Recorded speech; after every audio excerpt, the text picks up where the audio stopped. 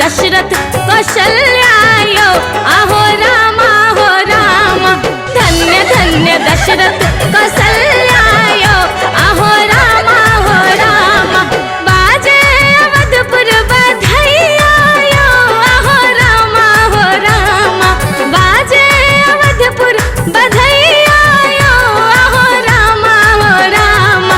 धन्य धन्य दशरथ कौशल्यायो आहो रामा हो रामा। बाजे अवधपुर बधैयायो आहो रामा हो रामा।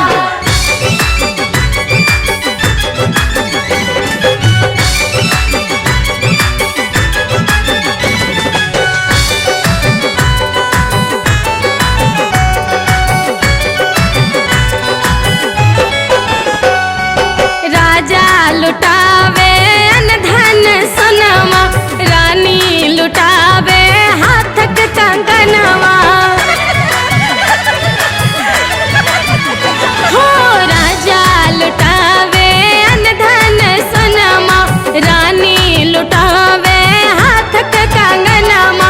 भीड़ भरल भारी भवनवायो आहो रामा हो रामा। बाजे अवधपुर बधैयायो आहो रामा हो रामा। बाजे अवधपुर बधैयायो आहो रामा हो रामा।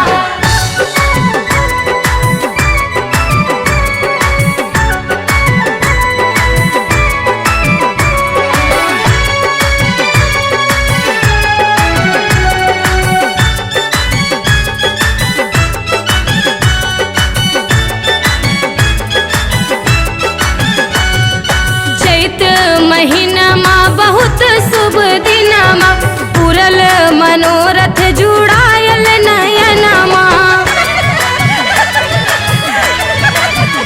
हाँ चैत महीनमा बहुत शुभ दिनमा, पूरल मनोरथ जुड़ायल नयनमा। आनंदे आनंदे हर्षित मनवायो आहो रामा हो रामा। बाजे अवधपुर बधैयायो आहो रामा हो रामा। बाजे अवधपुर बधैयायो आहो रामा हो रामा।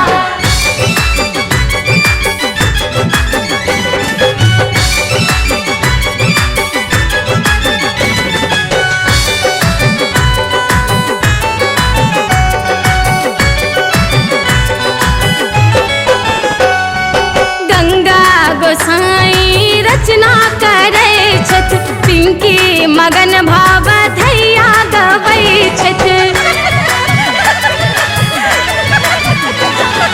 गंगा गोसाई रचना करे छथ, पिंकी मगन भाव धैया गबै छथ।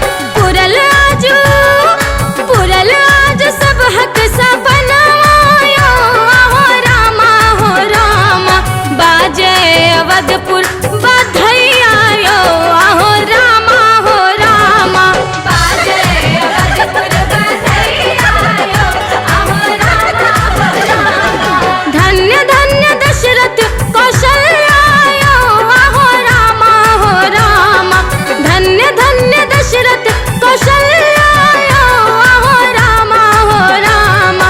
बाजे अवधपुर बधैयायो आहो रामा हो रामा। बाजे अवधपुर बधैयायो आहो रामा हो रामा।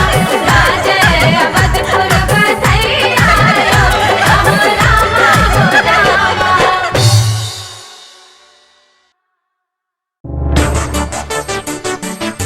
नीलम मैथिली चैनल का सब्सक्राइब करवा के लेल लाल बटन का दबाव आ घंटी पर क्लिक करके नव नव मैथिली गीतक आनंद उठाओ।